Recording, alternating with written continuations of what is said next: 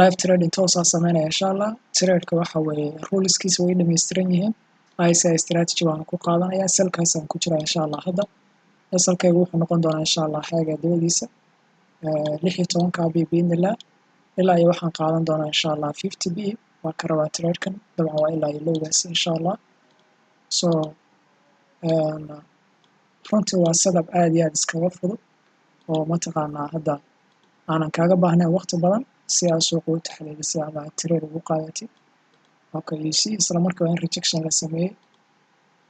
DXY ayada waxay sameynaysaa intii aan ka rabay TB1 ka insha allah xaggaa noqon doona. So waa ku break fan garan doonaa biidnillah trade-ka xaggaasi. Partialna waa ka xiri doonaa. DXY sida arkaysaa intii aan ka rabay samaysay waxa weeye bullback-taas la sameeyey, gaabkana la yimid in laga baxo oo dhaqaaq fiican la sii sameeyo. All the way saa arkaysa bullish momentum xoogan bay ku socotaa maanta. Dollarka uu xoogan yahay. So still-na sidii baa la sameeyey. Marka daadasho fiican baa ka rabaa gold insha allah hadda.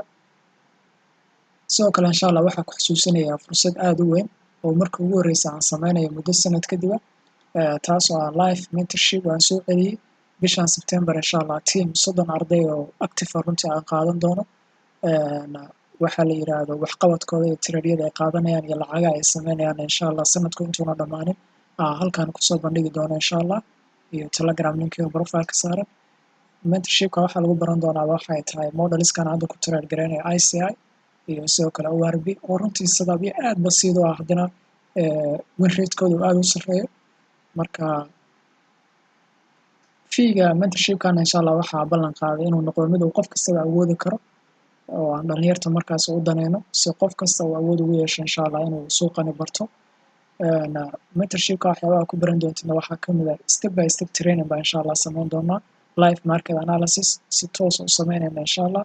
sidoo kale risk management ee kama marna waxa weeye sidoo kale tan kama marna insha allah waxaa la yiraahdo psychology iyo weliba live trading joogto insha allah sameyn doono oo ardayga haddii uu hore usoo trade gareyn jiray ama akoon u haysto isla markaa mentorshipka ku biiraba dhanka kalena live trading insha allah loo furi doono ma fahantay oo kusoo biiri karo. sidoo kalena mentorshipka insha allah gold si gaar ah loogu baran doonaa iyo dabeecadeeda. haddii insha allah interest garanaysidna waxay nagala soo xiriiri kartaa biidnillah waxaa la yiraahdo lambarkan shaashada kaaga muuqanaya inta aanu 30 arday isdiiwaangelintooda insha allah ka buuxsamin si toos ah inoogu furantahay insha allah isdiiwaangelinta. trade-kan saa aragtaan hadda profit buu noo wadaa ilaa iyo kanalka wuxuu soo daatay 14 dhibc camal. so waynu soo arki doonaa insha allah trade-kan live-kana waxa uu ku dhamaado. okay sida inii sheegay very nice movement runtii. I wish insha allah inuu TB1-kana gaarsiiyo si aynu trade-ka iskaga break fan gareyno all the way-na markaasi riskiga dhan aynu uga baxno. okay kanalka runtii si qurux badan buu noogu xirmay. the next one si lamid ah isagana si fiican buu noogu furmay. arkaysaan kanalka hore nooma fiicneen yacni TB1-ka uu soo dhawaaday laakiin week dheer buu samaystay because halkaana gaab ku jira oo xoogaa suuqa ka socon waayo marka problem ma laha. this kanal iyo waxa boodin cabsi ma laha waxa weeye ma gaari karo kanalka hore haygiisa. kanalkana inuu hoos igu xiray macno badan bay ii sameynaysaa ma fahantay oo bilow kale uu ii sameeyey. so waxba igu boodin wax problem ma laha wax cabsi aan ka qabana ma jirto xitaa kanalka hore haygiisa yacni kan hadda xirmay haygiisa ma gaari karo.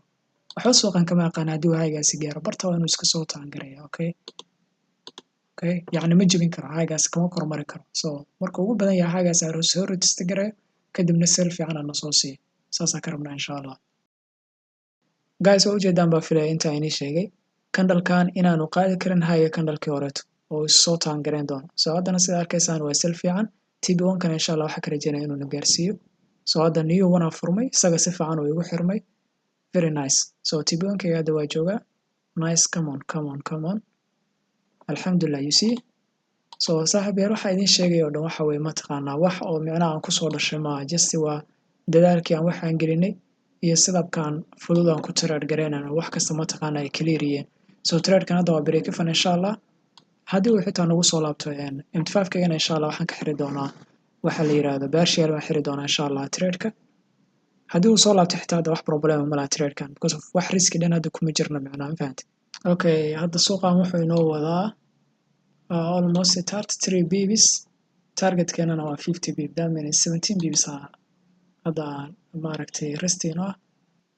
so kanalkan laftarkiisa asagana week dheer uu samaystay sababta waxa waye saaxiibayaal folio ma jiro ma fahante so waxaa ka arkaysaa kandhalada siday ku xirmayaan laakiin waa arki doonaa insha allah dxy baa runtii maanta aad u qurux badan ya dxy maanta structureka ay sameynayso nadiifa runtii alxamdulilah saaxiibayaal sidaa arkaysaan kandhalkii sidaa aragteen u booday waxa waye weegaas u samaystay aad buuna runtii si qurux badan buu ku xirmo isku soo taangareeyay so I think in waxa waye lowgaasi la qaadi karo insha allah so hadda mar kaleeto waxaa ka rabnaa